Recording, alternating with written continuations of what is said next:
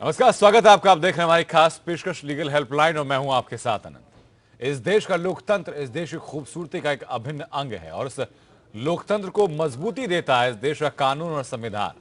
देश के संविधान में हर एक नागरिक को समानता के साथ स्वेच्छा से जीने का अधिकार दिया जाता है और इसी संविधान का प्रियम्बल यानी संविधान की प्रस्तावना भी समाज के हर व्यक्ति के लिए बराबरी और समान न्याय का अधिकार देता है। और यही कानून और संविधान हर समस्या के सही प्रारूप में समाधान के लिए मौजूद है, लेकिन सही जानकारी ना होने या कानूनी पेचीदगियों के चलते एक बड़ा हिस्सा समाज का सही समय पर न्याय हासिल करने में असमर्थ महसूस करता है। और इसी अंतर को खत्म करने के लिए India legal research foundation initiative legal helpline में हम यहाँ मौजूद हैं आपकी हर कानूनी समस्या में आपकी सहायता के लिए। आज का जो विषय है वो सीधा जन सरोकार से सीधा जुड़ा हुआ है। तो आज का विषय है क्या मृत्यु भोज सामाजिक के साथ साथ कानूनी अपराध भी है। इसके साथ ही अगर इस सवाल के बारे में आप कुछ जानना चाहते हैं, कुछ साझा करना चाहते हैं तो हमारी फोन लाइन के माध्यम से आप हमारे साथ जुड़ सकते हैं। इसके अलावा कोई और कानूनी समस्या आपके जहन में है, कोई और सवाल आपके जहन में है जिसमें कि आपको कानूनी सलाह की जरूरत हो, तब भी आप इन फोन लाइन के माध्यम से हमारे शो का हिस्सा बन सकते हैं। अपनी बात आप हम तक रखिएगा। एक एक्सपर्ट पैनल हमारे साथ रहेगा, उनकी सहायता से आपको बेहतर निःशुल्क सटीक कानूनी सलाह हम लोग जरूर पहुंचाएंगे।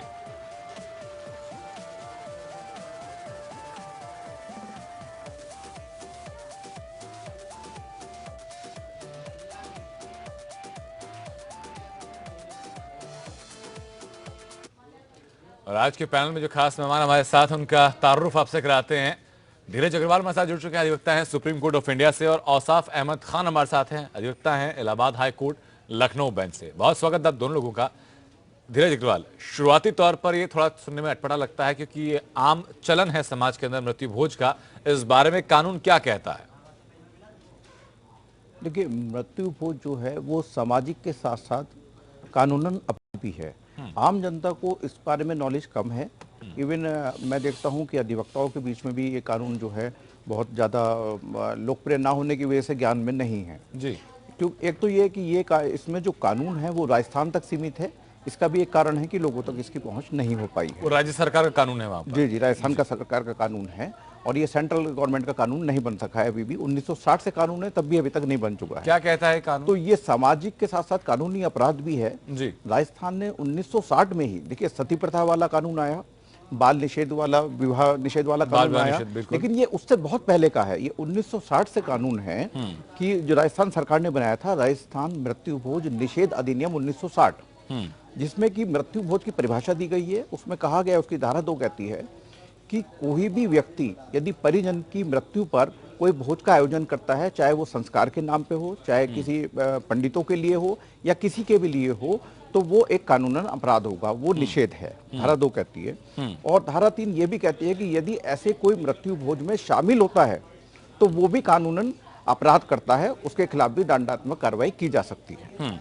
इसके साथ ही एक धारा 4 जो है वो बहुत इंपॉर्टेंट है, वो दंड का प्रावधान करती है।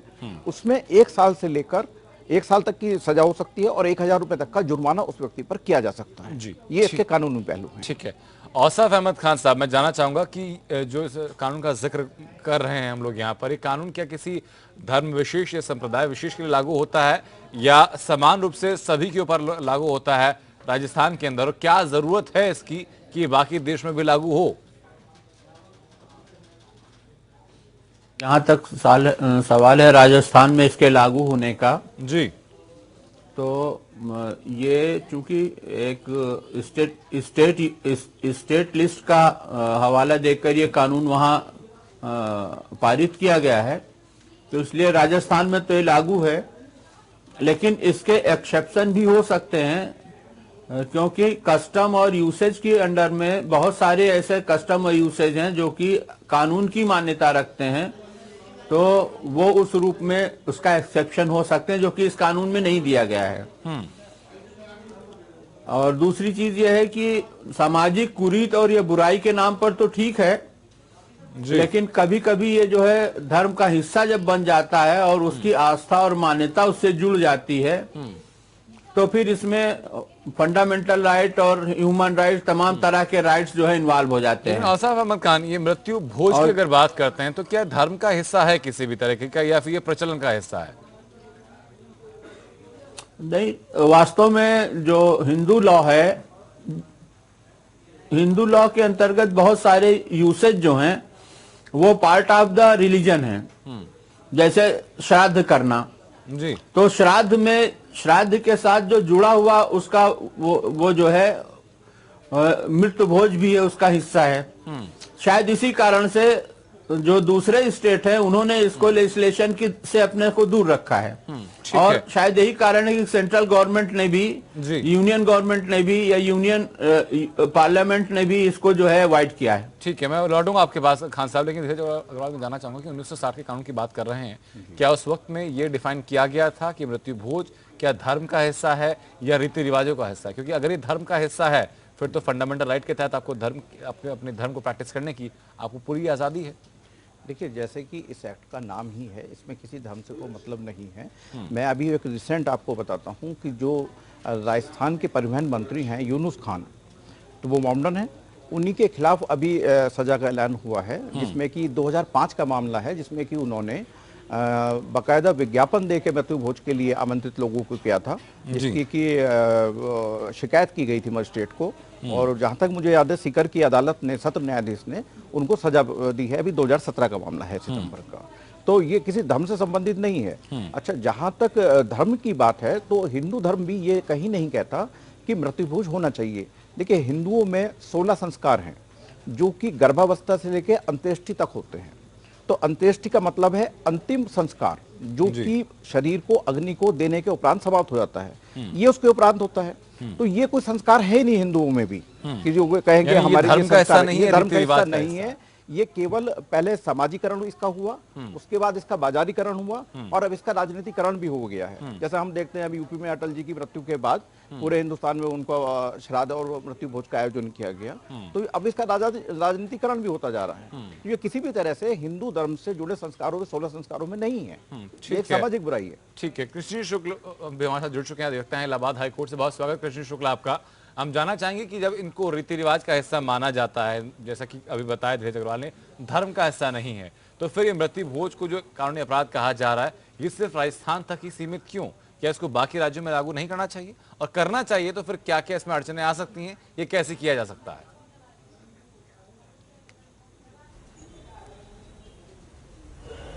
हेलो जी, अब तक आवाज पहुंच रही है हमारी? हाँ, इस विषय में जो चर्चा चल रही है जी, ये कोई रीति रिवाज नहीं है। मृत्यु भोज कोई रीति रिवाज नहीं है, ये धार्मिक कर्मकांड है और ये संस्कारों में शामिल है। अंतिम संस्कार है ये, और उस संस्कार में ये कोई कंपलसरी नहीं है कि हर कोई मृत्यु भोज दे ही। ये अपनी इच्छा पर निर्भर है। कहीं पर भी नहीं कहा गया है कि आप मृत्यु भोज कराएं ही। लेकिन जो कर्मकांड है, कर्मकांड में है कि आप वहां पर ब्राह्मण भोज कराने का नियम बनाया गया है, लेकिन वो बाध्यकारी नहीं है। ऐसे में जब कोई नियम बाध्यकारी नहीं है तो किसी कानून का उससे उल्लंघन नहीं होता। और आर्टिकल 21 में हर व्यक्ति को अपने ढंग से जीने का मौलिक अधिकार प्राप्त है। कोई व्यक्ति चाहे तो कर्मकांड कराए या ना कराए, कोई बाध्यकारी ये नहीं कह सकता कि आप कर्मकांड कराना ही पड़ेगा जी। और ये धार्मिक एक कर्मकांड है। हाँ। और धर्म से जुड़ा हुआ है, लेकिन ये धर्म का हिस्सा नहीं है। ठीक है, लेकिन कृष्ण शुक्ल, क्या ये आपको नहीं लगता कि सामाजिक बोझ एक तरीके से थोप दिया जाता है समाज की तरफ से कि मृत्यु भोज कराना सामाजिक तौर पर अनिवार्य माना जाता है, चाहे धर्म के आधार पर अनिवार्य हो या ना हो, तो इंसान के ऊपर प्रेशर बन जाता है कि आपको करना ही है। जो आर्थिक तौर पर सक्षम व्यक्ति है वो आसानी से कर सकता है, लेकिन जो व्यक्ति आर्थिक तौर पर सक्षम नहीं है उसके ऊपर ये बोझ बन जाता है। नहीं, ऐसा तो है नहीं, ऐसा कोई बाध्यता नहीं है। ये मानसिक स्थिति है अपनी। कर्मकांड हम कराएं या ना कराएं जी, कोई मानता है तो कराता है। क्योंकि अभी देखिए, नासा ने इतना रिसर्च किया, वैदिक शास्त्रों में जो भी खोज हुई है, जितने ग्रह हैं, नक्षत्र हैं, भूमंडल है, तारामंडल है, जो भी है, क्या किसी वैज्ञानिक ने ऐसी कोई खोज की जो वेद शास्त्रों ने पहले से खोज के नहीं रखा हुआ है? ठीक है, जब वेदों शास्त्रों में वो अलग डायमेंशन हो जाता है, तक गलत नहीं वो एक अलग बहस का मुद्दा बन जाता है। उसमें कई तथ्य इसके सपोर्ट में, इसके अगेंस्ट में रखे जा सकते हैं। पुराणों में जो बातें लिखी गई हैं, बहस इस पर उसकी सोच देख भी रहे हैं उसको सर। गलत कहना ठीक नहीं है। ठीक है सर, मैं मैं लौटूंगा आपके पास, लेकिन धीरज अग्रवाल, ये मत भी सामने है जो कृष्ण शुक्ला ने कहा, और ये कोई गलत नहीं है। अगर आप अपने कर्मकांड में, संस्कारों में विश्वास करते हैं तो आपको पूरी आजादी है। तो एक तरफ इसको अपराध करने की बात की जाती है, तो एक तबका है जो सपोर्ट करता है इस चीज को। देखिए, जैसे मैंने बताया कि इसका पहले समाजीकरण हुआ, ये हमारे संस्कारों में है नहीं। अंत्येष्टि के बाद कोई संस्कार नहीं बचता। 16 संस्कारों में अंत्येष्टि लास्ट धीरज जी, मैं आपको रोकना चाहूंगा यहाँ पर। सर, एक कॉलर हमारे साथ जुड़ चुके हैं, प्रिया सिन्हा दिल्ली से। प्रिया, अपनी बात आप रखिए, कैसे आपकी सहायता हम लोग कर सकते हैं? नमस्कार सर। नमस्कार प्रिया। हाँ सर, एक्चुअली मैं दिल्ली वसंत उनसे प्रिया बात कर रही हूँ जी जी। काफी साल पहले मेरे हस्बैंड के साथ कुछ ऐसा इशू हुआ था कि वो जॉब करते थे सीमेंट्स कंपनी में, और अच्छी पोस्ट थी उनकी। उस टाइम पे शायद हमारी शादी नहीं हुई थी, और काफी कुछ उनके साथ ऐसा हुआ कि उनको किसी वर्कर के पीछे उनको हटा दिया गया था। ठीक है, कोई लोअर क्लास वर्कर था, सफाई कर्मचारी, और उससे कोई मालिक के साथ वो थे, उन्होंने उससे कुछ बदतमीजी कर दी, तो मेरे हस्बैंड ने कुछ बोल दिया। उस टाइम पे उनको बंद करके और उनका हिसाब करके बाहर निकाल दिया था। ठीक है जी, बाहर निकाल दिया। उसके बाद से उन्होंने लगा केस कर दिया। केस करके लगातार वो पिछले 22 साल से केस लड़ रहे हैं। सच की लड़ाई है, कैसे भी करके पूरा कैरियर तो चौपट हो ही गया। पूरा लगाते लगाते बीच में हमारी शादी भी हो गई, उन्होंने हमें भी सब कुछ बताया, और उसके बाद से वो लगातार लड़ रहे हैं। हमने भी कई बार समझाया कि अगर कोई निचोड़ नहीं निकल रहा है तो आगे देखो। ठीक है, लेकिन सर उनकी जिद थी कि सच्चाई की लड़ाई है और किसी में हारूंगा नहीं, मैं लड़ता रहूंगा। इस बारे में काम कीजिएगा आप। इस बारे में केस के बारे में कोई भी सलाह आपको दी जाए, उसके लिए बहुत जरूरी हो जाता है कि इस केस से संबंधित जितने भी कागजात हैं उनको पहले देख लिया जाए। तो उस केस से संबंधित जितने भी कागजात हैं जो आपकी तरफ से अब तक फाइल वहां पर किए गए हैं, कोर्ट की तरफ से जो अब तक डिसीजन सामने आए हैं, आपकी तरफ से अपील में जो भी कुछ कहा गया, उन तमाम चीज़ों की एक फाइल बनाकर उसकी कॉपी आप हम तक भेज दीजिएगा। हमारे लीगल एसोसिएट्स उस चीज़ को पढ़ लेंगे। उस पढ़ने के बाद हम लोग बेहतर स्थिति में होंगे कि इस बारे में कोई सटीक और बेहतर कानूनी सलाह हम लोग आपको दे पाएँ, ईमेल के माध्यम से या फिर जो एड्रेस हमारा फ्लैश हो रहा है आपकी स्क्रीन पर लगातार, किसी भी माध्यम से आप हम तक वो फाइल भेज सकती हैं। हमारे पास फाइल पहुंचने के बाद हमारी तरफ से आपको जरूर कांटेक्ट किया जाएगा बहुत जल्द इस मामले में। बहुत शुक्रिया आपका प्रिया, हम तो जुड़ने के लिए। लेकिन धीरज अग्रवाल, क्या कुछ कहना चाहेंगे प्रिया को उस केस के संबंध में आप? देखिए, इनका केस क्या चल रहा है इन्होंने ये तो डिस्कस किया ही नहीं कि केस क्रिमिनल मैटर है, सिविल मैटर है, या वर्कमैन कंपनसेशन का है, किस चीज का मैटर है। इन्होंने तो ये बताया ही नहीं कि केस क्या है और कहाँ पेंडिंग है, कौन सी धाराएं हैं, क्या रिलेशन है। कोई इन्होंने केस के बारे में तो कुछ बताया ही नहीं। तो बेहतर वही होगा पहले पेपर भेज दें, उसके बाद हम लोग इस केस के बारे में बात कर लेंगे। बिल्कुल ठीक आता है। लेकिन वापस हम उसी अपने मुद्दे के ऊपर लौटेंगे। औसर अहमद खान, आप क्या कहेंगे इस मामले को लेकर कि अगर एक तरफ मृत्यु भोज को सीधा संस्कारों से जोड़कर देखा जाता है, तो दूसरी तरफ एक कानून भी एग्जिस्ट करता है जो उसको अपराध करार देता है, तो दोनों के बीच में सामंजस्य एक आम व्यक्ति कैसे देखे? देखिए, जो अपराध का बोध जो है, अगर किसी कार्य करने में ना हो, जिसे हम लोग मेंसरिया बोलते हैं, और अगर अगर essential part of mens rea is lacking there in, तो इसको जो है अपराध की श्रेणी में लाना थोड़ा मुश्किल हो जाएगा। लेकिन एक दूसरी चीज यहां पर बहुत इंपॉर्टेंट है कि सामाजिक कुरीत को खत्म करना जो है, ये स्टेट की ड्यूटी भी है और स्टेट पे ऑब्लिगेशन भी है। तो अगर उस दृष्टि से देखा जाए तो ये कानून जो है चैप्टर 3 का जो है, ये पूरी तरह से इन कंसोनेंस है ये जी। और इसलिए ये कानून जो राजस्थान में पारित किया गया, ये दूसरे राज्यों में पारित किया जा सकता है जी। और अगर इस पे पार्लियामेंट कोई कानून बनाए तो वो वैलिड कानून की श्रेणी में आएगा। ठीक है सर, मैं वापस लौटूंगा। एक प्रश्न ये भी मैं लौटूंगा सर आपके पास। इस वक्त रांची से राजेश हमारे दर्शक जुड़ चुके हैं हम तक। राजेश, अपनी बात आप रखिए। हमारे यहाँ एक केस हुई थी ये जमीन से रिलेटेड जी। संजीवनी बिल्ड फंड प्राइवेट लिमिटेड, जिसको सुपरविजन किए थे सीबीआई ने, और उस केस में हमारे यहाँ गिरफ्तारी भी नहीं हुई और ना ही कोई कंपनसेशन अमाउंट किसी कस्टमर को मिला। करोड़ों रुपए का घपला हुआ जी। तो उसमें क्या हो सकता है सर? राकेश, पहले पूरी केस की डिटेल आप हम तक भेजिएगा सर। ऐसे संक्षेप में आप डिटेल बताएंगे तो कोई कानूनी सलाह देना थोड़ा मुश्किल हो जाता है। इसके केस से संबंधित जानकारी आप हम तो पूरा भेजिएगा, क्या क्या कब तक क्या क्या हुआ था और क्या परेशानियां आप लोगों को है, क्यों मिल को बंद किया गया, आपके साथ क्या प्रॉमिस किया गया था। उसके बाद हम लोग बेहतर स्थिति में होंगे इस बारे में जवाब देने के लिए। बहुत शुक्रिया आपका। औसम अहमद खान साहब, अपनी बात आप पूरी कीजिए। जी, तो पहली चीज तो ये है कि अगर हम इस कानून को इस दृष्टि से देखें कि ये एक सोशल इविल को खत्म करने के लिए है, तो हम समझते हैं ये एक सही दिशा है। लेकिन एक दूसरा एंगल इसका ये है कि जो यूसेज और कस्टम जो है, जो कि बहुत समय से चला आ रहा यूसेज और कस्टम जो है कानून की श्रेणी में आता है जी, और जब तक उसको अल्ट्रा वायरस न डिक्लेयर किया जाए चैप्टर 3 का, तब तक जो है ये कानून तो वैधता की श्रेणी प्राप्त करना इसके लिए मुश्किल हो जाएगा। तो यहाँ बड़ा महीन सा एक थिन लाइन है जिसमें हम कानून की वैधता या कानून के आर्बिट्रेरीनेस या सोशल जस्टिस को इम्प्लीमेंट करने के लिए पूरे परिदृश्य को सामने रखते हुए ये नहीं कहा जा सकता कि यह कानून जो है मतलब इलीगल है। जी ठीक है सर, मैं लौटूंगा आपके पास। कृष्ण शुक्ल, मैं जानना चाहूंगा आपसे कि एक तरफ जब इसको एक कुरीति समझा जा रहा है, 1960 का एक कानून है, राजस्थान में इंप्लीमेंट है, और जैसे कि धीरज अग्रवाल ने बताया कि इस मामले में राजस्थान के एक मंत्री को सजा भी हो चुकी है, तो बाकी जगहों पर इसको करने में, ये कानून लागू करने में ऐतराज क्यों होना चाहिए? क्या सामाजिक एकरूपता की जरूरत है? सामाजिक सहमति की पहले जरूरत पड़ेगी क्या? नहीं, पर जबरदस्ती कोई अगर ऐसा कर्मकांड करने के लिए कह रहा है तो वो तो अपराध हो सकता है अगर कानून बना है जी। और क्योंकि ये गरुड़ पुराण में 13 दिन कैसे कैसे जीव बनता है, किस ढंग से वो शरीर धारण करता है, सूक्ष्म शरीर में कैसे उस पार जाता है और क्या कर्मकांड है, ये गरुड़ पुराण में पूरा विस्तार से लिखा हुआ है कि शरीर में किस किस ढंग से शरीर बनती है और कैसे वो फिर वो दूसरे लोग को जाता है, फिर कैसे जन्म होता है। एक धार्मिक ये पुराण जो धर्म का एक पार्ट भी है ये। लेकिन अगर कोई, ये बाध्यता नहीं है कि आप मृत्यु भोज कराएं ही, अगर कोई जबरदस्ती कहता है आपको मृत्यु भोज कराना ही पड़ेगा तो वो जबरदस्ती करना वो अपराध हो सकता है, क्योंकि कोई अपनी मर्जी से अगर मृत्यु भोज करा रहा है तो आर्टिकल 25 के अंतर्गत उसको धार्मिक अधिकार प्राप्त है। बिल्कुल ठीक है, कोई उसे रोक नहीं सकता। जी ठीक है। अगर रोका जा रहा है किसी कानून से तो वो गलत है, रोकना भी गलत है। ठीक है, लेकिन धीरज अग्रवाल, क्योंकि ऐसी स्थितियों में आर्टिकल ऐसे कानून का क्या अस्तित्व रह जाता है? धार्मिक आजादी है तो उसको आप रोक नहीं सकते।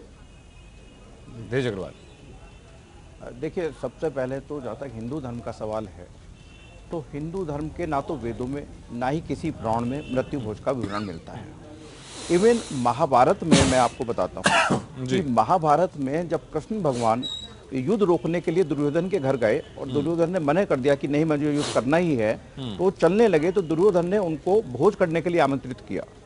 तो उन्होंने कहा कि देखिए, कहीं पर भी ऐसा भोज जो कि ना तो कराने वाला खुश हो और ना करने वाला खुश हो, वहां ऐसा भोज करना ही नहीं चाहिए। ना तो कराने वालों को कराना चाहिए और ना करने वालों को ऐसा भोज करना चाहिए। ये महाभारत में कहा गया है।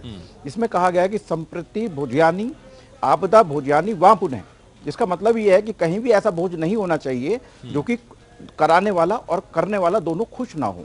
तो हमारे जो धर्म की बात है, जहां तक वहां पर मृत्यु भोज से संबंधित कहीं कोई विवरण नहीं मिलता। और जहां तक मैं अभी आपको जिक्र कर रहा था बाजारीकरण का, तो मैं रिसर्च करी, मैंने थोड़ी कुछ दिन में अभी देखा मैंने कुछ, इसमें करीब 5 अरब रुपए वो ऐसे गरीब भारतीय जिन्हें मजबूरी में ये करना पड़ता है, किसी की मृत्यु के उपरांत 50,000 लाख रुपए तक का खर्चा करना पड़ता है, तो साल का 5 अरब रुपया उनके ऊपर बोझ पड़ता है इस मृत्यु भोज की वजह से, जो कि वो अपनी बिना मर्जी के करते हैं। तो ये एक बहुत बड़ी सामाजिक बुराई है। और जैसे कि सती प्रथा हमारे यहाँ से खत्म हुई, उसी तरह से इस बुराई को भी खत्म किया जाना जरूरी है। मेरा मानना है कि सेंट्रल गवर्नमेंट को इस बारे में एक्ट पारित करना चाहिए। जी ठीक है, दो अलग अलग पर्सपेक्टिव हमारे साथ यहाँ पर हैं। इस वक्त पंकज हमारे दर्शक जुड़ चुके हैं हम तक। पंकज, अपनी बात आप रखिए। पंकज, आवाज पहुंच रही है आप तक? हेलो, पंकज जी, अपनी बात आप रखिए। हेलो, नमस्ते सर। नमस्कार सर, अपनी बात आप रखिए। हाँ सर, मैं संदीप कुमार विश्वकर्मा बात कर रहा हूँ। बताइए संदीप। सर, हमारे यहाँ एक वृद्ध महिला है, उसका बीपीएल का कनेक्शन है सर। सर, वो विधवा है जी। और उसका सर ये चार्ज जो है बिजली का काफी ज्यादा हो गया है, और वो जमा करने में भी असमर्थ है, क्योंकि वो विधवा है सर। कोई ऐसा लड़का भी नहीं है कि तो सर उसके लिए क्या कोई प्रावधान है इसमें जो है? ठीक है, कृष्ण शुक्ल, क्या आप उनको सलाह देंगे इस मामले में?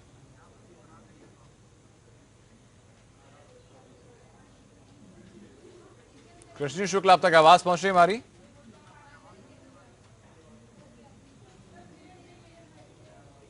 शायद कृष्ण शुक्ल तक हमारी आवाज नहीं पहुंच पा रही है। धीरज अग्रवाल, आपके कहेंगे इनको इस बारे में? देखिए, यदि किसी के भी ऊपर किसी भी तरह का बकाया है, उसकी वसूली राजस्व वसूली की तरह होती है जी। जहां तक इनके ऊपर बकाये का सवाल है तो वो संबंधित अधिकारियों से मिल सकती हैं, और किसी भी तरह से जो यदि वो सहायता कर सकते हैं तो जरूर करेंगे। एनजीओ की मदद भी वो ले सकती हैं, और यदि बिल गलत तरीके से बनाया गया है तो उसके खिलाफ वो उपभोक्ता फोरम में जाकर अपना मुकदमा लड़ सकती हैं, एप्लीकेशन दे सकती हैं, उसमें फीस भी नहीं लगती है, और वो अपनी बात रखेंगी तो वो जरूर उनका मसला जरूर हल होगा। ठीक है, उम्मीद करता हूँ संदीप आपको बेहतर सहायता मिली इस में, और दरअसल वक्त की कमी चलते चर्चा को यहाँ पर विराम देना होगा। बहुत बहुत शुक्रिया धीरज अग्रवाल और अहमद खान साहब और कृष्ण शुक्ल इस चर्चा में शामिल होने के लिए। India legal research foundation initiative legal helpline का एकमात्र उद्देश्य यही है कि समाज के हर वर्ग के हर व्यक्ति को बेहतर और समान रूप से न्याय मिले। इस संबंध में कोई भी दिक्कत आपके सामने आती है तो आप हमारे इस प्रोग्राम के माध्यम से हमारे साथ जुड़ सकते हैं। नमस्कार।